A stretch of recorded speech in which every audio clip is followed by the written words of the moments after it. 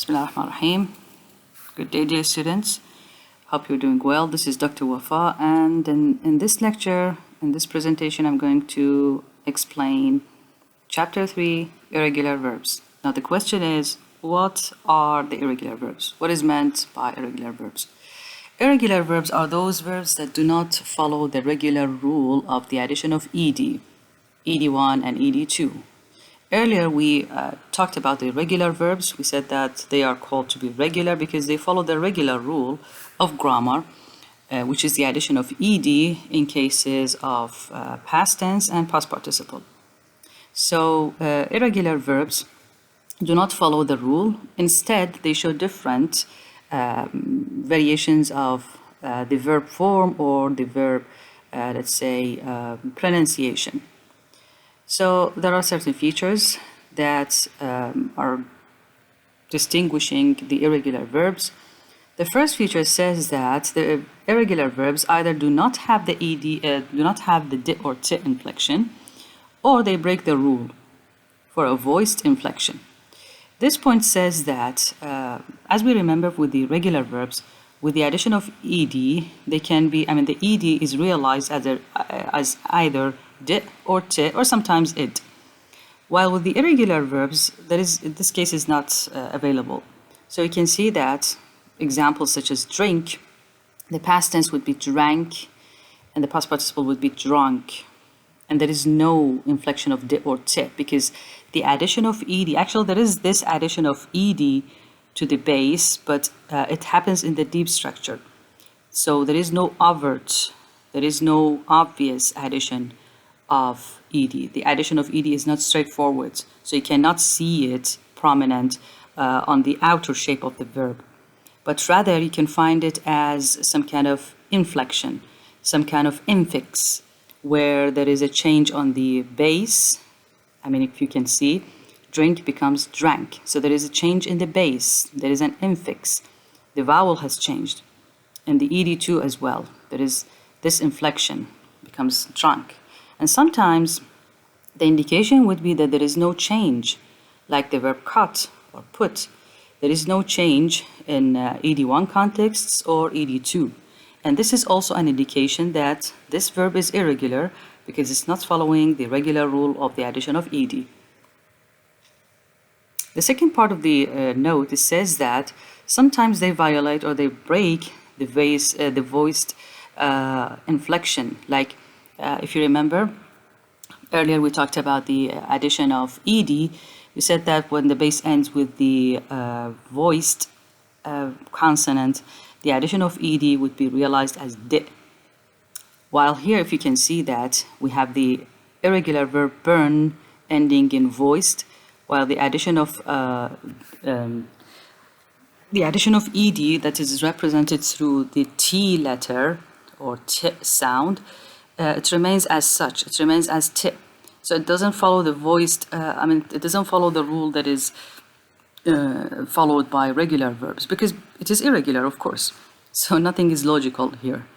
So in short, we can say that there is no addition of ed on the outer shape of the verb, outer form of the verb, but rather we can find it in the deep structure. It means that the verb accepts the ed, but it doesn't show it as a straightforward addition. Rather, it shows it in forms of the change inside the verb itself. Keep in mind as well that irregular verbs, some patterns of irregular verbs, they have both forms of irregular and the regular. So if you're using the regular form of the verb, then you would definitely add the ed the way it is added to the rest of the regular verbs. But if you're using the irregular version, so you need to memorize, actually keep in mind the irregular form in ed1 and ed2. The second point says that there are certain patterns for irregular verbs where the addition of ed would lead to the change of vowel. So there is a variation of vowels to distinguish them from the base. So we have the base as find, and with the addition of ed1, it becomes found. The vowel I in find becomes ow, found. Same with the ed2. Another example, the verb write as a base in the ed1 becomes wrote, so I becomes O. And the third form, which is ed2, the vowel becomes E, written. So instead of having straightforward addition of ed, we only have variations in vowels, although it's not always the case. The third point says that, as again we earlier explained, the addition of ing and s to regular and irregular verbs shows no irregularity. So regarding the forms of verbs, if you are going to list the forms of verbs with irregular verbs, regular and irregular are equal in the addition of ing and s. Some verbs, some irregular verbs, they show also similar ed1 and ed2, like this one, when we have find, found, found. ed1 and ed2 are similar to each other, but this similarity is different from the similarity of the regular verbs where the regular ed is added. But all in all, when we're talking about the form, some patterns of irregular verbs, they show similarity in ed1 and ed2. So in this case, we can say that irregular verbs, they have only 4 forms. So let's take the basic 4 forms, of irregular verbs in terms of the addition of ed1 and ed2. So we may ask that where did s form and ing go?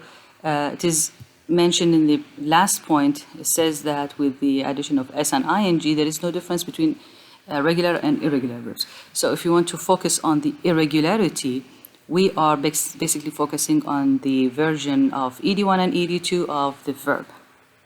So classifying verbs in terms of their base form, ed1 form and ed2 form.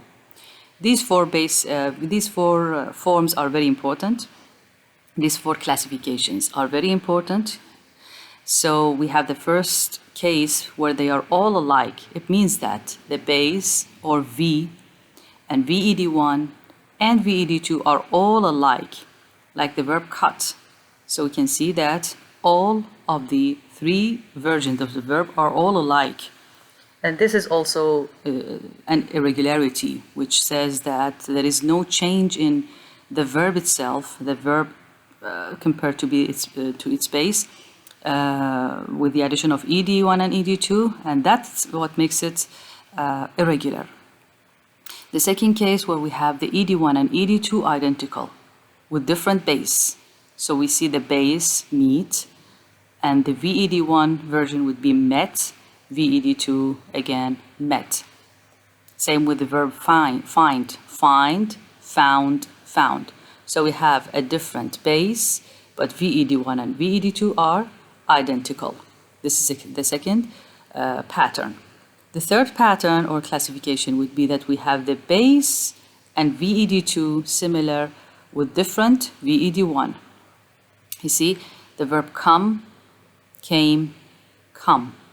So we have base and VED1 are identical with different VED1. So VED2 and the base and the VED2 are identical, while the VED1 is different. The last pattern or the last classification would be all the 3 forms are different. So all different. We have the base or V, VED1 and VED2 are all different from each other. Speak, spoke, spoken. So these are the 4 classifications of irregular verbs that can show different forms of irregulars. On page 31 to 35, we have demonstrations of classes. They classified irregular verbs into classes. And for each class, there are a number of examples. So I want you all to go to the book, check them out, and see how are they differentiated. Each group has its own, there is a headline or there is this caption before each classification, and it says that, it provides some features for each class.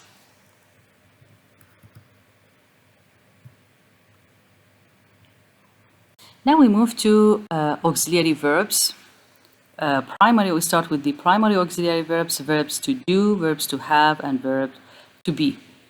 And they are available on page 35 to 37. And the titles also are listed, 3.18, 3.19, and 3.20. So we start with verb to do as an auxiliary verb. So the presentation would be like this, that we start with each of the auxiliary verbs, primary auxiliary verbs, as auxiliary verbs, and then we give the lexical version of the verb. So each one of the auxiliary verbs they are basically auxiliary, but they can also appear as lexical. So I want you to focus, please, and differentiate. Auxiliary verbs to do, auxiliary, it means that helping, it's a helping verb. So verbs to do can be helping verbs. They can act as operators in the sentence, and they have only these three forms. With the present tense, we have do or does, and with the past tense, we have only did. So you can see that we have only three forms of verbs. Two forms are missing, the verbs doing and the verbs done. The forms doing and done with ing and ed2 are not among the auxiliary do. So whenever you find the verb doing or the verb done in any context, you would definitely regard it as lexical, not auxiliary. And we have the negative form, do not, the contracted negative, don't, and so on. Let's take some examples. The auxiliary do or helping verb do, they can help in making some operations in the sentence. So whenever you find the verb to do, carrying the operations of the sentence, you would definitely sort it as auxiliary. Now, for example, I did not see you there the other night. So did not, taking the negation, taking the operation of negation, so it is auxiliary. And this is the main verb, see. Questions. Does she do her job well? We have two verbs to do in the sentence. The first one that takes the operations, it carries the tense. It also changes the sentence into a question. So it is a helping verb, an auxiliary verb. While the second one is lexical. Emphatic shows emphasis. They do visit the institution every year. So do here is there in the sentence to achieve emphasis. On the other hand, we have the auxiliary do, which is the main verb in the sentence. When we say that it is the main verb, it doesn't mean that it is the only verb in the sentence. No, but it is the main verb in the sentence, and it can have, the five forms, all the five forms of the verb. We have base, vs, ving, ved1, and ved2. So these are the forms of the lexical verbs do. And they can act as a proform, because they are replacing the lexical verb in the sentence. That's why they act as a proform. While the auxiliary verbs, they cannot act as a proform. For example, an example from the book, what have you been doing today? Doing can be replaced with any lexical verb. What have you been studying today? What have you been writing today? The second example, you said you would finish it. I have done so. So done here is the lexical verb to do, and you can replace it with any lexical verb. You can say, I have finished it. I have, written it, and so on.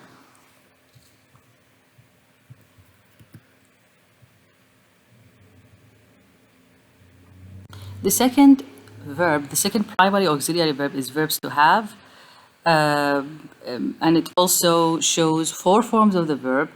VED2, is not available I mean, the form of VED to is not meant to be auxiliary. So whenever you find a verb to have, in a context which appears in VED2 form, you would definitely realize it as a lexical verb, not an auxiliary verb. So auxiliary have, they have four forms. The base, which is have, or the contraction, the abbreviation would be VE, like I have or I have. The S form, has or S, like she has or she is. The past form would be had, or the contraction would be did, like I had or I'd. ING form would be having, and there is no ED2 form of the verb. And here we have the uncontracted contracted negative, and here we have the contracted negative, the abbreviated. For example, I have worked hard, have worked hard. And if you notice, it has only functional existence in this sentence. Have to provide the perfective aspect of the sentence. To change the upcoming, to change the next verb, lexical verb, into perfective, into ED2 form. The second example, my father has bought a new truck. Again, has to show the perfective aspect of the sentence. And this is the main verb, bought. The third one, having said that, the children enjoyed the game. Having here is an infinite verb, and it appears in the ing form. And it is an auxiliary because it has no lexical weight. While on the other hand, we have the verbs to have as lexical. They have all the five forms, just like the verbs, the verb to do. All the five forms are available for the lexical have. We have the V, VS, VING, VED1, and VED2. For example, they had dinner early. Now, lexical verbs, they carry meaning. If you remember, earlier we talked about the lexical verbs. We said that they have lexical meaning. So verbs like had here in this context, it has the meaning eat. So we can say they ate dinner early.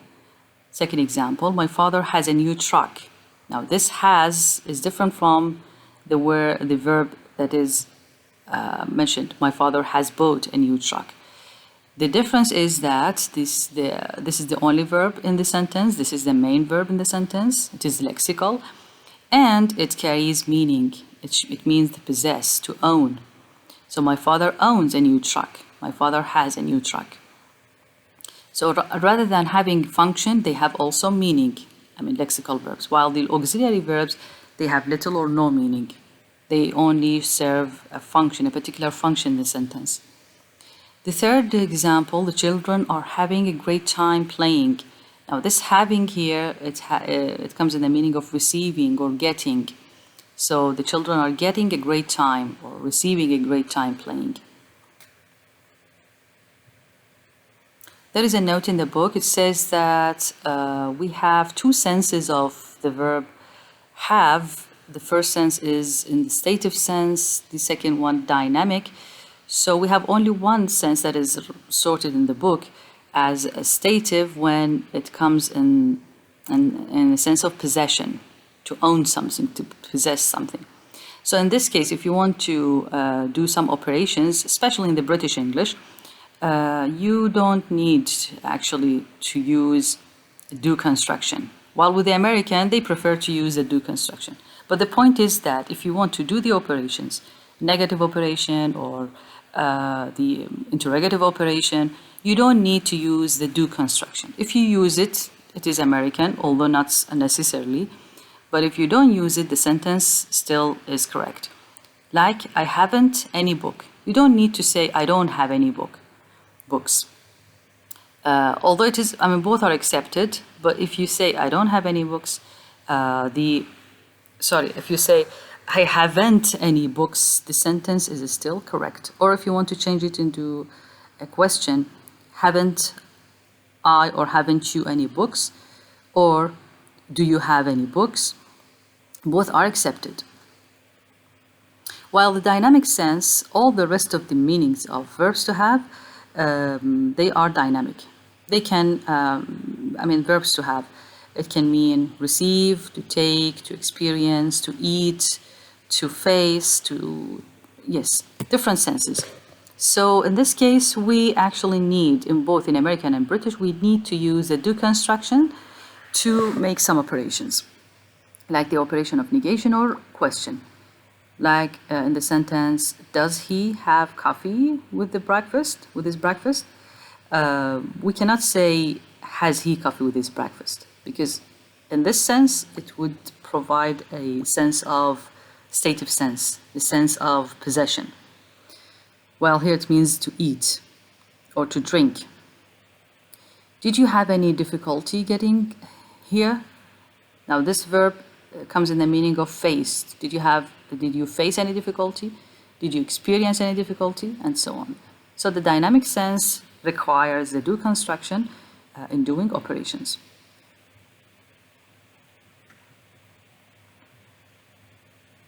Verbs to be. Verbs to be, as lexical and auxiliary in both cases, they have 8 forms. All the 8 forms of the verb are found in lexical and auxiliary verbs alike. So this is the first form, which is the base, that is be, and it has no negative or contracted negative form. The second form, that is divided into 3, it is the present tense, that is represented as a first person singular, am. The contracted would be am, with negative and contracted negative form.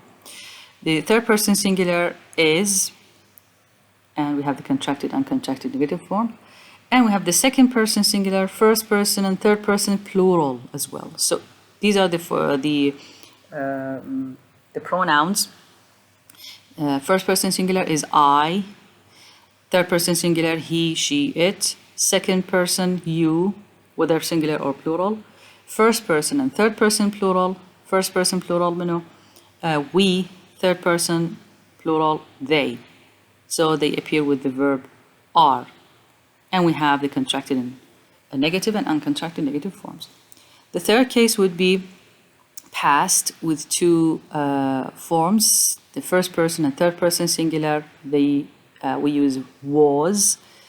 And second person, first person, and third person plural, we use were. So with singular, we use was, and with plural, we use were in the past tense. And we have the ing form. The ing form, So the ing form would be being, and the negative would be not being. There is no contracted negative. And we have the ed participle being with no negative form. So these are the 8 forms of the verb be as regular and, as lexical and auxiliary verbs. Let's take examples, some examples as lexical and auxiliary verbs be, to see the difference. Now, lexical verbs, it means that they are the main verbs in the sentence. Verbs to be are here on this, on the left side, they are the main verbs in the sentence, while with the auxiliary, they are the helping verbs in the sentence.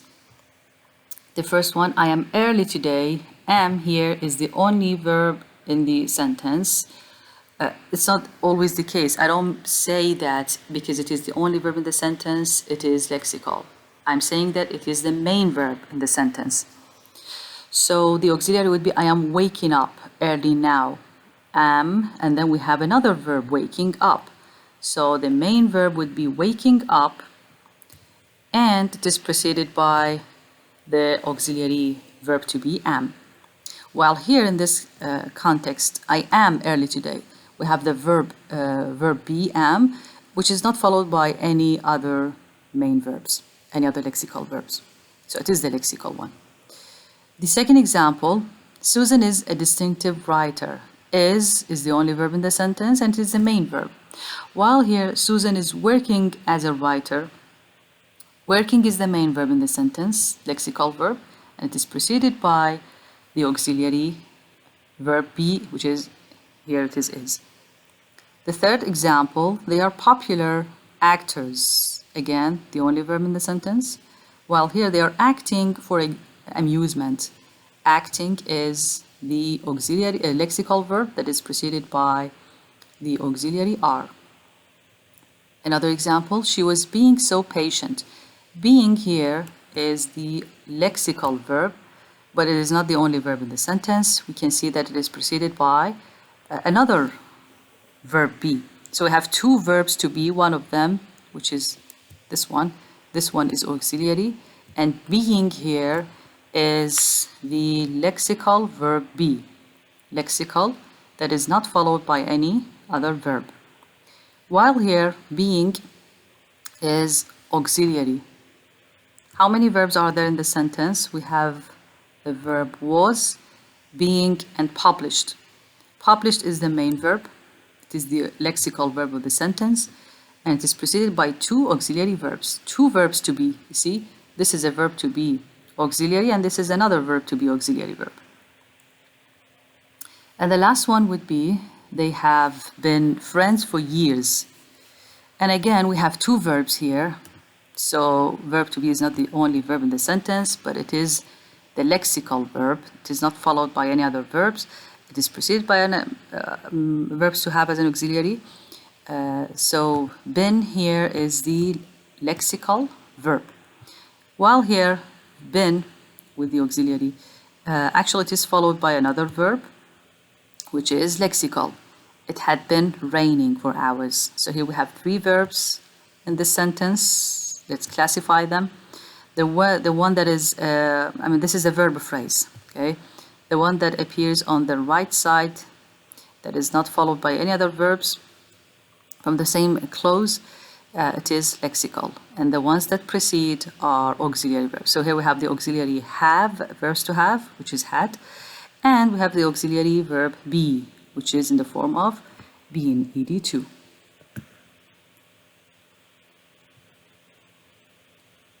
There is this note in the book. It says that we have this expression, which is ain't. Ain't is a substandard expression used in British and some American as well, by many American English users as well.